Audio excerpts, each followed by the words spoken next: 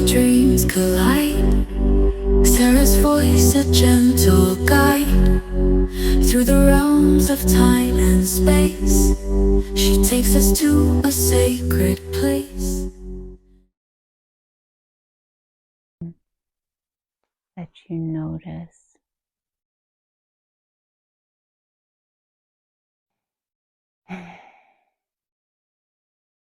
Tropical, like Mexico. Mm-hmm. Tropical Mexico, not dry Mexico. I don't know where I am. Mm-hmm. Tell me more about this place. What do you notice? Very big leaf trees.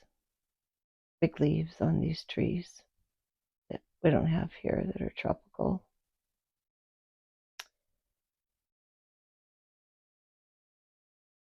Are there any smells that you notice there? I'm visiting a pyramid beyond in this tropical place. White, has a white, like limestone finish. Wow. Tell me more about this pyramid. Smooth sides not stepped.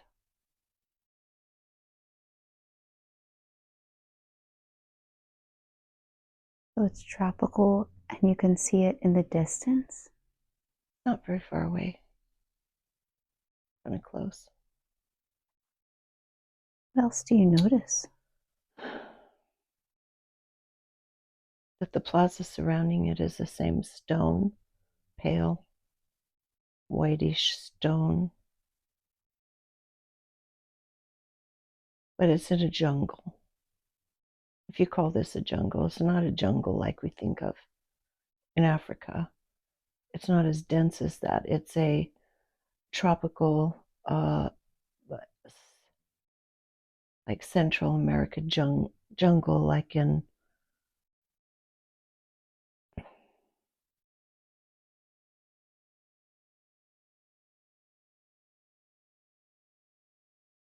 I would say like Belize or maybe Guatemala or someplace that is a Central American jungle. The trees are very different than our trees and forests or African jungles. Very different. How would you describe these trees? They're more spindly and there's more space between them. They're not big, huge tree trunks like our forests. They're spindly, but again, the feature on them are these large leaves, flat, almost glossy kinds of leaves that are used for different things. What are they used for? Do you get a sense? Or do you know what they're used for there? They wrap things in them. Use them to wrap things. That might be those kinds of leaves you use for cooking, where you put things in them and then roast things in them. There's that kind of leaf. I see. And you said the plaza was also the same kind of stone. Mm-hmm. Could you describe the plaza? It's just stone. There's not a lot on it. There's not any ornamentation. What's interesting about this is that there is no ornamentation. There's nothing carved into the pyramid sides. There's nothing fancy. It's just a clean, gleaming, whitish stone. Like, I assume limestone, kind of like limestone. But it doesn't have any ornamentation. It doesn't have any features. There are no fountains. There's nothing at this plaza. It's just in the desert. I mean, not the opposite, in the jungle. Oh, in wow. the jungle. And you, as the observer there, can you look down and see if you have feet there? They're bare.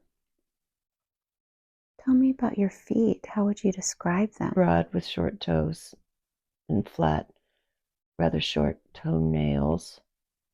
but they're not a man's feet. They appear to be women's feet, but they're more flat. I walk barefooted. Wow. And so your feet are flatter, more sturdy. The weight's better distributed along the toes. Oh, Along the interesting. toes. So it doesn't appear that I wear shoes, at least not at this moment. If you look up the rest of your body, what do you notice on the rest of your body? Just a rough cloth, not as in rough to the skin, but loosely woven, a natural, like not bleached cotton, like creamy, beigey cotton, Mm-hmm. loose fit, comfortable, How does it feel on your body? airy. The air can circulate, and it feels natural. Mm-hmm. It's not harsh. How does your body feel there? Do you feel young or old, healthy or not healthy? Solid, a little bit stocky, very upright, like I have good lung capacity. What else do you notice about yourself there?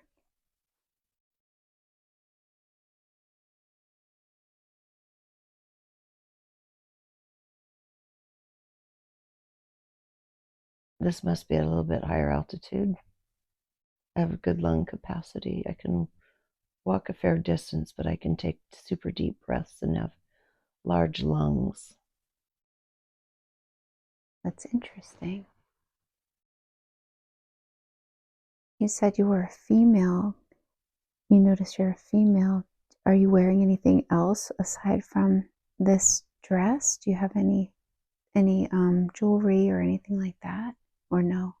Mm-mm. Okay. And do you get a sense if you live nearby that place where you are right now? Do you live around I there? live a few miles away, Oh, can you go to where and it I is? walk there. You walk there. Yeah, you have to walk. Wow. Can you go to where it is that you live in this place and be there now and tell me about it?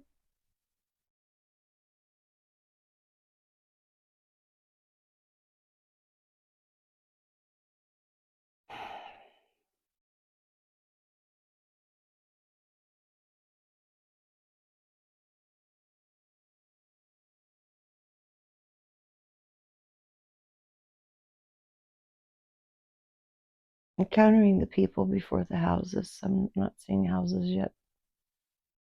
Tell me about And the these people. there were actually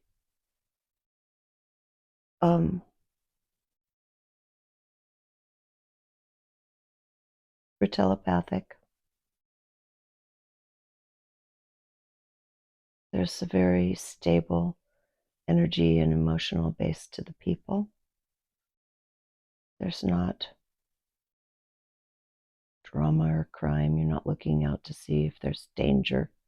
There's no sense of danger.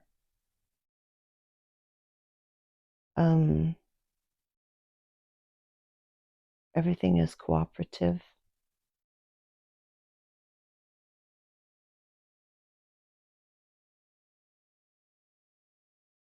What does it feel like to be around these people? Natural. It's very natural and comfortable and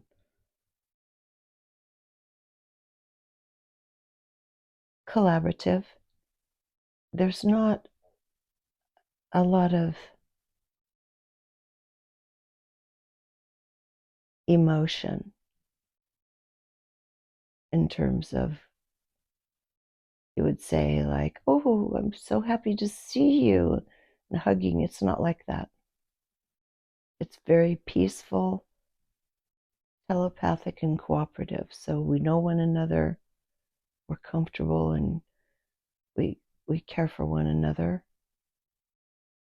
But it's not demonstrative because it doesn't need to be. It's already known between each other. Oh, wow. And how would you describe what these people look like? What do they look like there? I'm seeing one with curly blonde hair. Curly. but kind of thicker strands of hair, coarse, curly blonde hair, male, blue eyes, same kind of clothing because it's made out of the natural local fiber. Mm-hmm. Very simple. Mm-hmm. Okay. And do you notice if everyone has a similar look, or do people seem to They have look other? all different. What do other people there look like? One other woman looks like a native Central American person, Mayan, more Mayan type of features, shorter, with a long dark hair in a braid.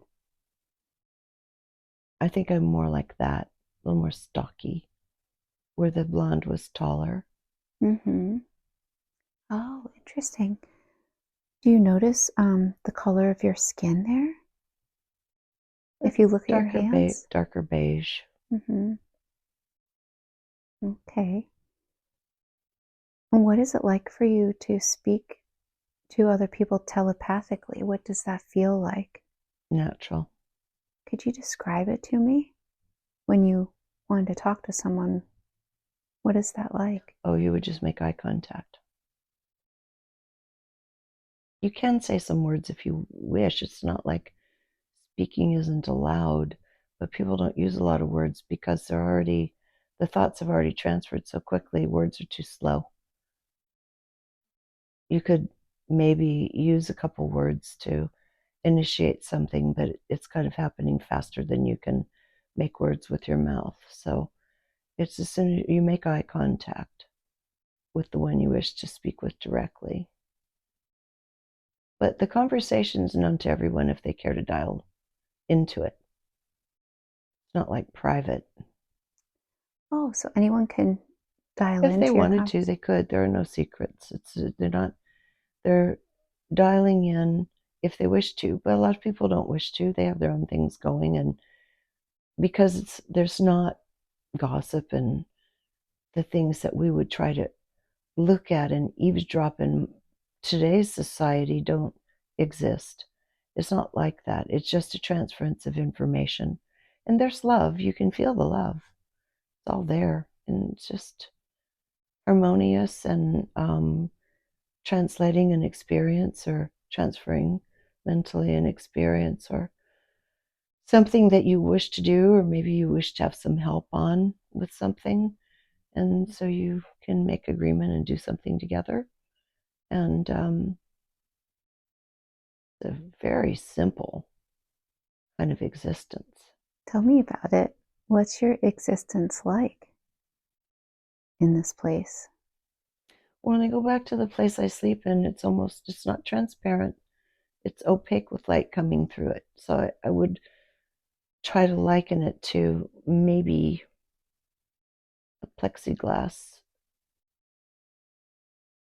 or something, some material that allows light to pass through the walls, almost like you're living in a greenhouse of sorts, but you're not fried by the sun because it's opaque but allows light, like almost like a frosted glass.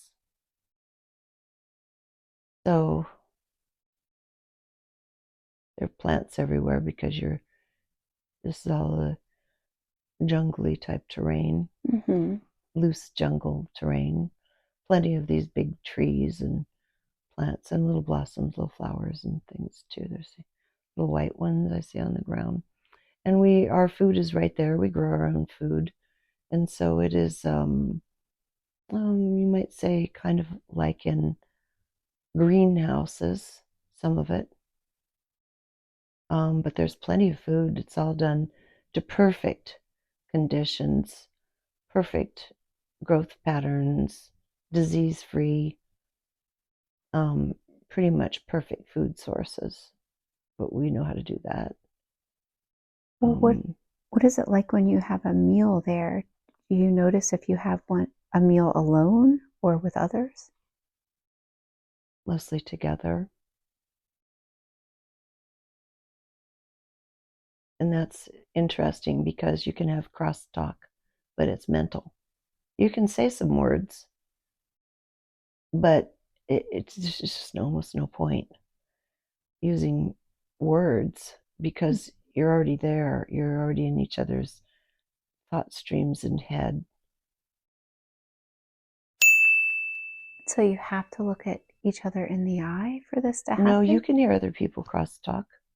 But if you want to initiate a conversation with someone, you're coming up to initiate it, you look them in the eye and that will be your conversation with them. But others can hear in on it. They can watch or observe or throw their own thoughts and their own experiences in with it. Wow. Tell me more about what meals are like together with people. Very clean, really beautiful fruits. And another thing that almost is like a little bit of a paste or porridge of some kind that is a whitish color. And it's pleasant tasting. Everything is very pleasant tasting. What does the porridge taste like? It's a little bland, but it has a tiny, tiny bit of, could be it's been blended with something, a little bit of tartness, a little tiny bit of sweetness. It's very pleasant and nourishing. I think there must be some kinds of proteins or amino acids in it that is used as a mainstay. To have a few little spoonfuls of that in the diet is good. Oh, wow. Tell me about your diet there, what you notice about your diet. Well, we grow all our own food. It's grown to perfection, so it has full spectrums of nutrients. The things that in these times today we would take vitamins and minerals for is actually all contained in the food, so there's no need for that sort of thing. It's just contained within, and you know by your taste buds exactly what your body needs. If you are needing something that has some tartness, then you know the body is craving, for example, some vitamin C. So it'll go for something a little more tart. Then on another day where you want something more silky or more neutral or more meaty, and that may be more grounding and have more protein in it, and it's pleasant. And then I don't see a lot of vegetables. Oh, really? There are nuts. What else do you see? There are some leaves, some green things.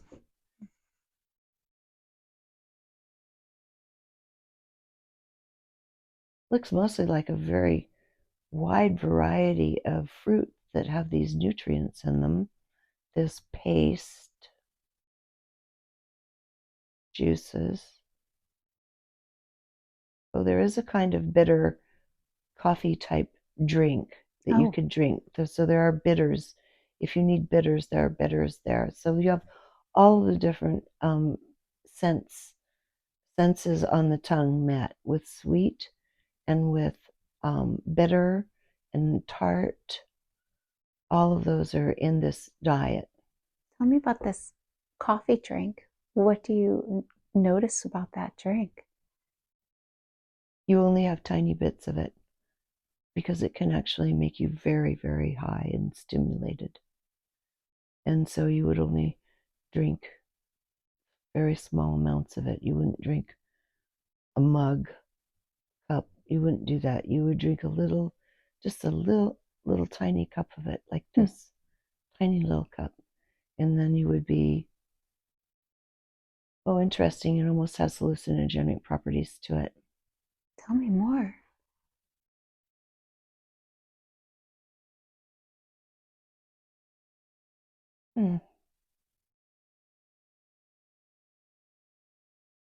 It gets you high in terms of your energy. It brings you up, but you don't want to be too high. There's no need for that. But if you drink a larger dose of it, it takes you, you're more than high. It has other effects.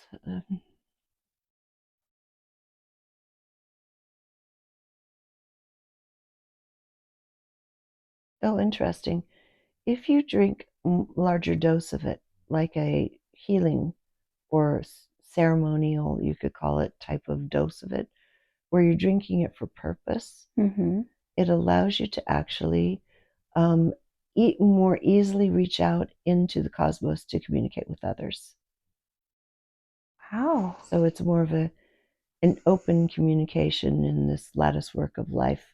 Whereas if you're not drinking it and you're having your normal nutrients by the day, you're normally interacting with your own people, Mm-hmm. but this will take you out so that you can communicate with other beings and other dimensions, for example. So it opens you up, your communication channels up to beings in other dimensions. Have you ever tried this drink Yeah. and using it for that? Mm-hmm. Can you tell me about one of your experiences doing that there?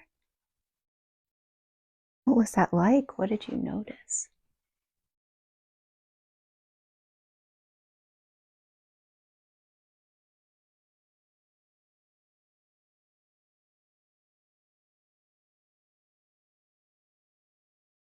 Well, it was a very happy incident.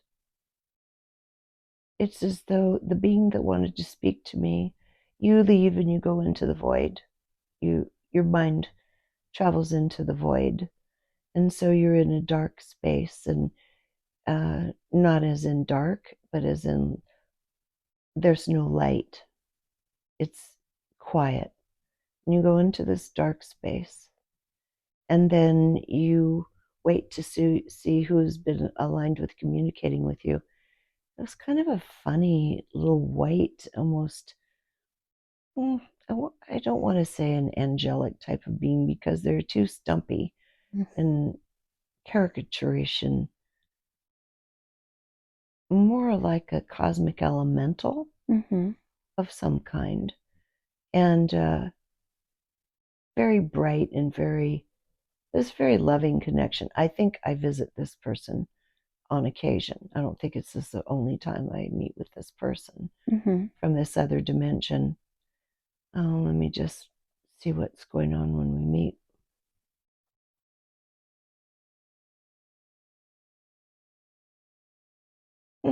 It's actually for fun. They're telling me about adventures from places they've been, faraway places in the galaxy. And so they tell me stories about other places, other planets. And it's like entertainment in a way. It's more than that, but they're regaling me with stories because I'm curious about what else is out there. And they come and tell me things Like what? about other places they've been. Oh, just what the environment is like and the beings, how they behave, and what they know, what they're skilled in, they're not skilled in, what the colors on the planet are. And I'm seeing purples. A lot of purples is one place they're showing me is a lot of purples and not any trees or greenery at all. Everything has a dominant purple theme.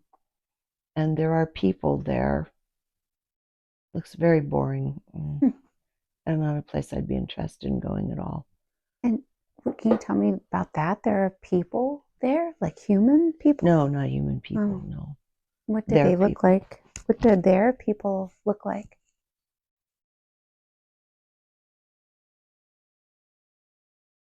If you could imagine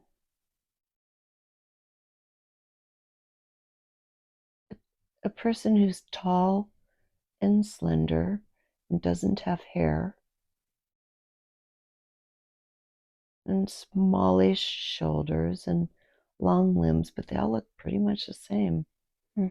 And they all seem to move in the same direction. They seem to be directed, and they almost like a school of fish. They're more conscious and intelligent than fish in that way, but they tend to kind of move together. They're very hive group oriented, and they're moving together and moving toward whatever the task is, but I can't quite understand what the task would be. It doesn't seem like there's that much here, so it must be happening on internal mental planes because there's not a lot of stuff there except this purple light, purple background. Oh, interesting. Did they ever tell you anything that you found very shocking when they told you about this? I don't talk to them. I'm being told about them by this little gremlin. This, not gremlin, that's not fair, but kind of like this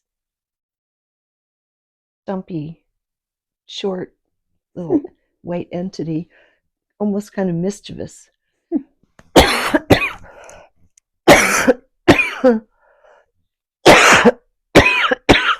When this entity, he can dart around, he can go look at things and bring back, for all I know, he could be lying. I don't know. But I find him, I love meeting with him, find him entertaining because he brings me kind of new perceptions, new ideas, just like you would explore anyway in a book or whatever, to explore new worlds. So these are through his lens of telling the story, and I'm seeing what he's projecting. Oh, wow. Was there anything that you found really fascinating about what he tells you?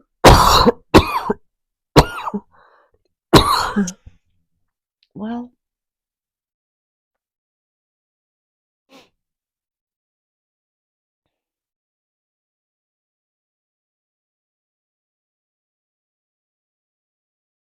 no, just that these beings are all together, their arms staying straight down. They don't move them when they walk. They almost like move, like float,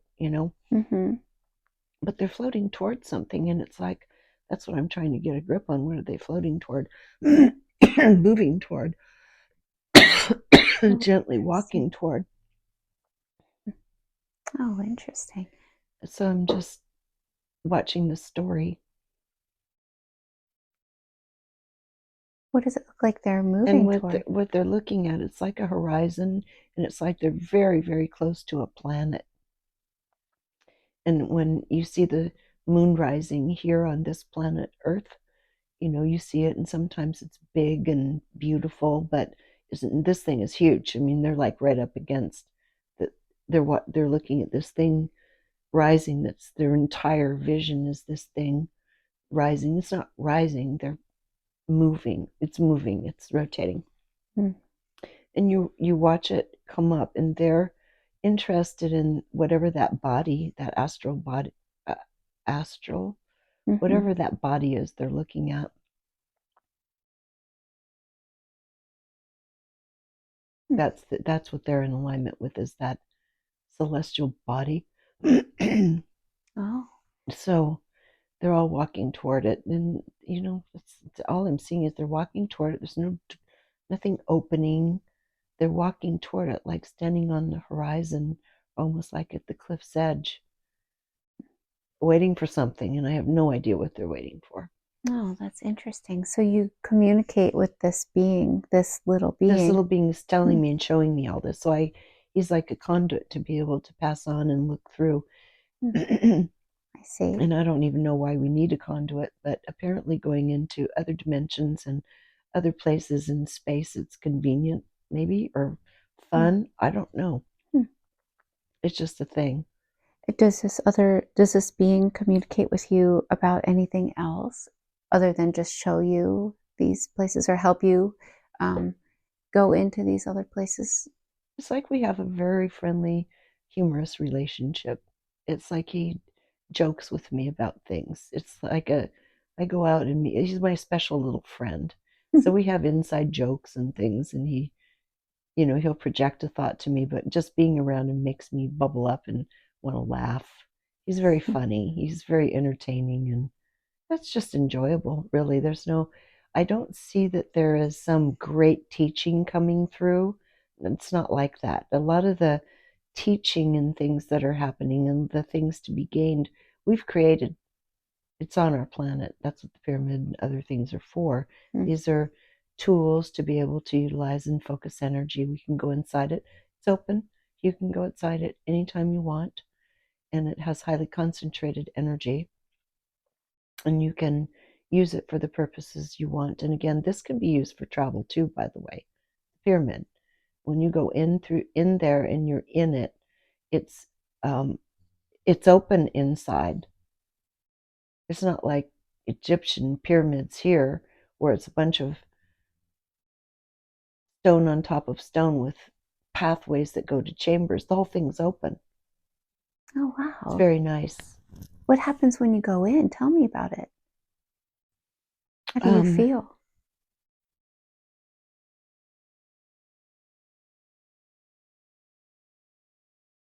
It's interesting because whatever this stone material is this is freestanding, you know, and it's not dark inside. There's still ambient light coming through somehow. I'm not sure how. There's some ambient light coming through. Part of it's from the doorway when you enter, but when you look up, it looks light. Even as you look up, you can still see light and form structure. So it's something that maybe has an internal glowing from the inside, or maybe a technology that illuminates on the walls or from the walls, something like that. The walls are very, very low light, but illuminated. It's very friendly to go in here, but you can go in here for purpose. This is highly focused. This is a place to focus your mind. Can you tell me about that? What would you use this for?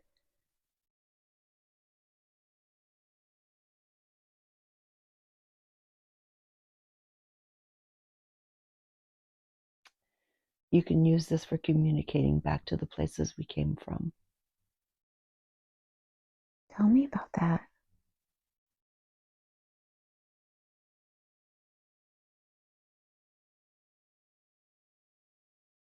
Well, we're all from different places.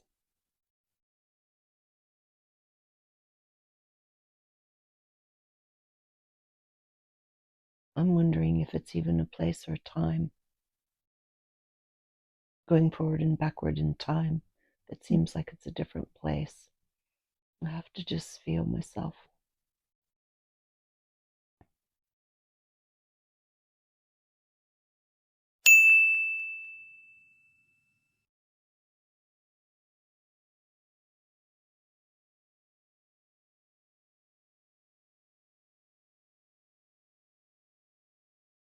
Yeah, it also has to do with time. It's not just that you're able to project your mind out to a place you're from or have been, but it's actually fluid. Timeline wise, it's fluid. You're projecting yourself into the past or the future or another place. It doesn't matter. You can access all of it in this. And the materials that it's built of seem to help with this too. It supports this kind of focus and journeying. Oh, wow. And so, yeah, you can go project yourself back into a timeline you've been in before if you want to go back and understand something again or experience something again. But if you want to go back into that timeline, so there's something you need to experience or retrieve from that time that's for you to see or experience again, you can go do that. You can also project into the future. It's like that infinity loop is well understood, and everyone can do this. You go where you need to go for something that you need to understand, and then you can bring that back with you. So it might be for looking into the future, scanning for maybe, as an example, a new type of way that you can do your agriculture there or something, some new innovation. You can travel into the future a bit and bring back an innovation for your people. That's why I say it's a very simple life that we're lacking for nothing. Our minds are open, we're communicating telepathically. We can go visit other places. It appears we have some cosmic little fun, jokester beings that can come in and be with us if we wish. That drink helps facilitate that one. And then we can go into the pyramid and tap into whatever timeline we want here and elsewhere. Meet with friends that are no longer here in this place. I will say this, it's rather sparsely populated. Do you get a sense why?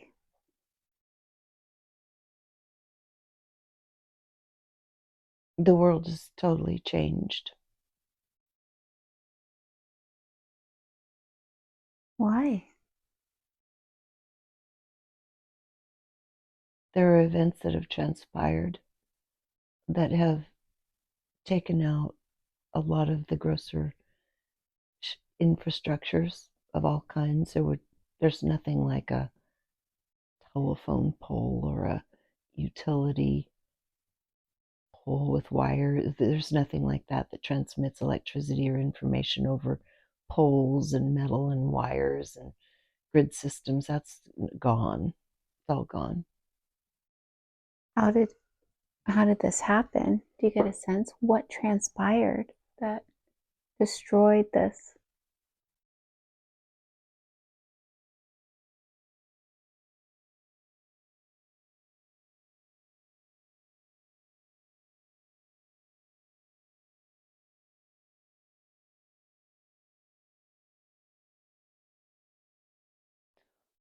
I don't know because I don't know how far out this is. Whether it simply has, just like pyramids from 100,000 years ago are buried under the sands, it doesn't exist anymore. Mm-hmm. It's simply a different world. It's not like one thing happened and a calamity that just collapsed everything. I'm not seeing that. I'm seeing little by little the new ways of being were established, new areas around the globe. People moved to these new areas with new technologies, new communities, different ways of growing food and thinking, and that these old city centers in particular look like they've just been buried over by time. That kind of city life doesn't exist anymore. It's not desirable, not necessary. Many of us can go back into it and be just play in it for a little bit. We can go back into the field and glean what we need to from it, but that's not really a place people visit. Have you ever visited there? Have you ever done that? Seems like I have, but just for curiosity because I'd heard of it. But it just seems so implausible that people would live like this, kind of like rats.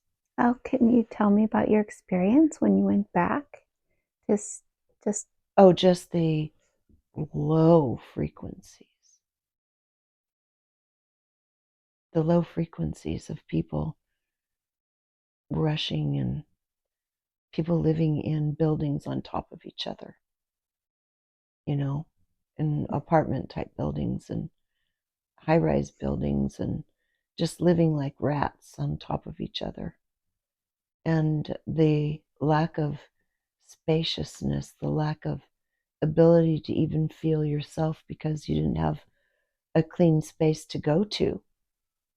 You lived in one of these cells, these apartment cells, or not cell apartments that were like a cell. mm-hmm. And you could hear each other, people yelling at each other, and very toxic, really toxic emotionally. Oh, wow. Was there anything you found interesting about going to see this? Yeah, that love still exists even in the midst of this. You can still feel and sense and participate on a heart level with people. They still have hearts, and there are people that love each other and so forth. But it's very hard to detect that because it's so covered up by dysfunction and gross emotions, out of control, unexamined, grosser emotions. And people are just whipped around by these emotions and reactive to things around them and yelling. It's like New York City where a car comes out and you yell at the person or they yell at you. Everything just tense and everything's on edge and electrified in a dirty way, very dirty electricity, Oh, buzzing wow. everywhere, dirty electricity everywhere. And so it's not a place I chose to stay. I peeked into it because I'd heard of it. And I just wanted to see what was meant by all that, those Mm-hmm. days and that point in history for people. And it's interesting. The more the beings developed, the human beings developed. And these cities, something did happen where the cities weren't desirable anymore. Oh. There could have been some problem with the dirty electricity. I'm not sure. It's like, it's just dirty, and their people are not, they're not really living there anymore. So something must have occurred that made it untenable for them to stay there.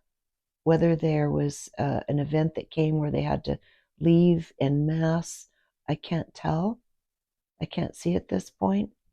Just that ultimately, I'm looking at it when people lived there. Oh, can you? And so, but afterward, they were, those cities, this city I'm looking at was abandoned. It was, I can see it empty where people weren't living there anymore. I don't know what happened. Can you look and see what happened?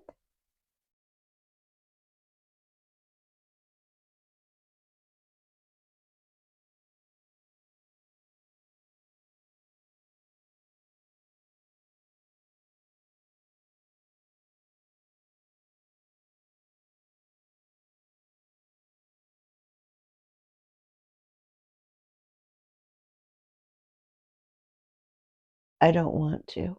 Okay. It's sad. Oh. I don't really want to go into that energy.